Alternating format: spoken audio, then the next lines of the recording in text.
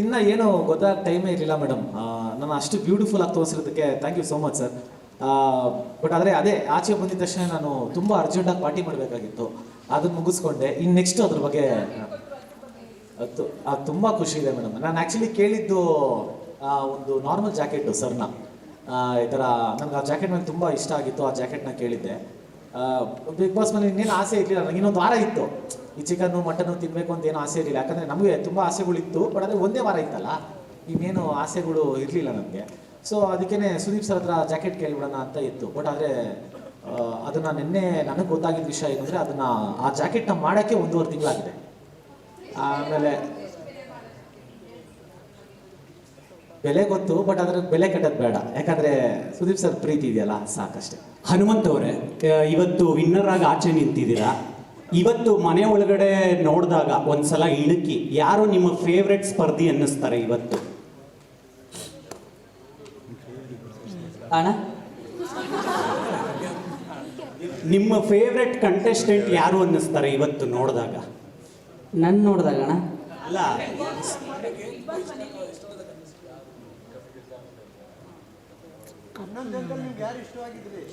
ಚೂರು ಕಪ್ ಆ ಕಡೆ ಅಲ್ಲ ಹೊರಗೆ ಬಂದು ನೋಡಿದಾಗ ಎಲ್ಲರೂ ಇಷ್ಟ ಆದ್ರೆ ಮೊಬೈಲ್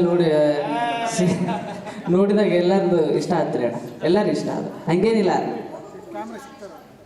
ಆ ಅಕ್ಕ ಅದಕ್ಕ ನಾನು ಹೋಗೋಕ್ಕಿಂತ ಮುಂಚೆ ನೋಡ್ಕೊಂಡು ಹೋಗಿದ್ದಿಲ್ಲ. ಅಲ್ಲಿ ಹೋಗಿದ್ದಾಗ ಗೊತ್ತಿತ್ತು ಮೋಕ್ಷಿತಕ್ಕ, ಗೌತಮಕ್ಕ, ಇನ್ನೊಬ್ಬರೇ ಮಾನ್ಸಕ್ಕ ಇದ್ರಲ್ಲಕ್ಕ, ಅವ್ರು ಪರಿಚಯ ಇದ್ರ. ಅಂದ್ರೆ ನಾವು ಅಲ್ಲಿ ಬೇರೆ ನಮ್ಮ ಜಿ ಕನ್ನಡದಾಗಿದ್ವಲ್ಲ, ಸ್ವಲ್ಪ ಪರಿಚಯ ಇದ್ರಕ್ಕ ಅಷ್ಟ, ಮತ್ತೇನಿಲ್ಲ. ರಜತ್ ಅವರೇ, ನೀವು ಯಾರನ್ನ ಪರ್ಸ್ನಲಿ ಕರೆದು ಪಾರ್ಟಿ ಕೊಡ್ತೀರಾ? ಇಲ್ಲಿ ಸರ್ ಹೇಳಿ. ಮನೆಯಿಂದ ಯಾರನ್ನಾದ್ರೂ ಒಬ್ಬರನ್ನ ಕರೆದು ಪಾರ್ಟಿ ಕೊಡೋದಾದ್ರೆ? ಸುದೀಪ್ ಸರ್.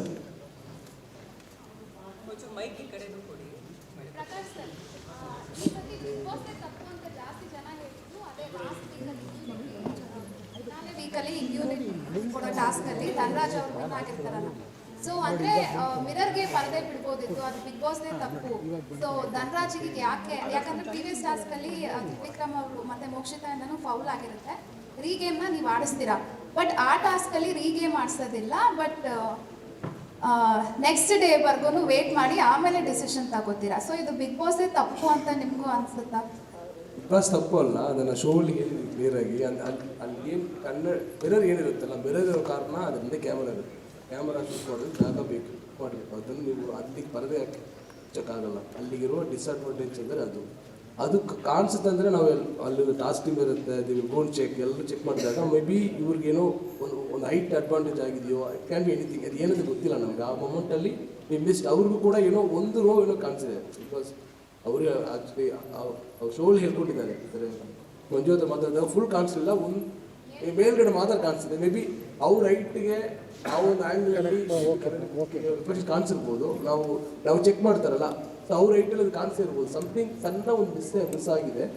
ಅದು ದುಡ್ಡು ತಪ್ಪೋದೇ ಇರೋಕ್ಕಾಗಲ್ಲ, ಬಟ್ ಸಮಥಿಂಗ್ ಅದು ಯಾರೋ ಒಬ್ಬರಿಗೆ ಫೇವರ್ ಆಗಿಬಿಟ್ಟಿದೆ. ಅದು ನಮಗೆ ಗೊತ್ತಾಗೋದ್ರಲ್ಲಿ ರಿಸಲ್ಟ್ ಅನೌನ್ಸ್ ಮಾಡಿಬಿಟ್ಟಿದ್ವಿ ಇವಾಗ. ಅಂದರೆ ಇವಾಗ ನಾವು ರೆಗ್ಯುಲರ್ ಏನು ಮಾಡ್ತೀವಿ ಅಂದರೆ ಉಸ್ತುವಾರಿ ಮೇಲೆ ಬಿಡ್ತೀವಿ. ಅದರ ಉಸ್ತುವಾರಿ ಎಲ್ಲ ನೋಡಿ ಅವರೇ ಸರಿ ಮಾಡ್ಬೇಕಂತ ಹೋಗ್ತೀವಿ. ಬಟ್ ಆ ವಾರ ಪರ್ಟಿಕ್ಯುಲರ್ ಬಿಗ್ ಬಾಸ್ ಯಾವತ್ತೂ ಅವ್ನು ಆಗಿದ್ದಿಲ್ಲ. ಯಾಕಂದರೆ ಟಾಸ್ಕ್ ಮೇಲೆ ಎವಿಕ್ಷನ್ ಅನ್ನೋದು, ಟಾಸ್ಕ್ ಗೆಲ್ಲೋರಿಗೆ ಇಮ್ಯುನಿಟಿ ಒಬ್ಬರು ಸಿಗುತ್ತೆ, ಅವ್ರು ಎವಿಕ್ಷನ್ದ ಸೇವ್ ಆಗ್ಬೋದು ಅನ್ನೋದಿದ್ದಾಗ ಅಲ್ಲಿಗೆ ಯಾರು ಒಬ್ರಿಗೂ ಅಂದರೆ ಗೊತ್ತಿದ್ದೋ ಯಾರು ಫೇವರ್ ಆಗಬಾರ್ದು ಅನ್ನೋದು, ಅದು ಎಲ್ರಿಗೂ ಒಂದು ಈಕ್ವಾಲಿಟಿ ಮೇಂಟೈನ್ ಆಗಬೇಕು ಅನ್ನೋದು. ಅದಕ್ಕಾಗಿ ಏನು ಮಾಡಿದ್ವಿ, we push the mid week eviction ಅಷ್ಟೇ. ಅಲ್ಲಿ ಯಾರು ತಪ್ಪೊಂದು ಹೇಳಿಲ್ಲ, ರೈಟನ್ನು ಹೇಳಿಲ್ಲ. ಸಮಥಿಂಗ್ ಒಂದು ಆಕ್ಸಿಡೆಂಟ್ ಥರ ಆಗಿದೆ. ಅದನ್ನು ಯಾರು ಅಂದರೆ ಅದನ್ನು ಯಾರು ನೆಗೆಟಿವ್ ಇಂಪ್ಯಾಕ್ಟ್ ಆಗಬಾರ್ದು ಅಂತೇಳಿ. ಬಟ್ ನಾವೇನು ಅಂದ್ಕೊಂಡಿದ್ದು ಅದೇ ಥರ 2 ಎವಿಕ್ಷನ್ ಹೋಗಿದ್ವಿ. ಅವತ್ತು ಮಿಡ್ ವೀಕ್ ಆಗಬೇಕಿತ್ತು. ಈ ಒಂದು ಟಾಸ್ಕಿಂದ ಬರುವ ಸೇವ್ ಇದೆಯಲ್ಲ, ಅದನ್ನು ಪುಷ್ ಮಾಡೋಣ, ವೀಕೆಂಡ್ ಮಾಡೋಣ ಅಂತೇಳಿ ಮಾಡ್ಕೊಂಡಿದ್ವಿ.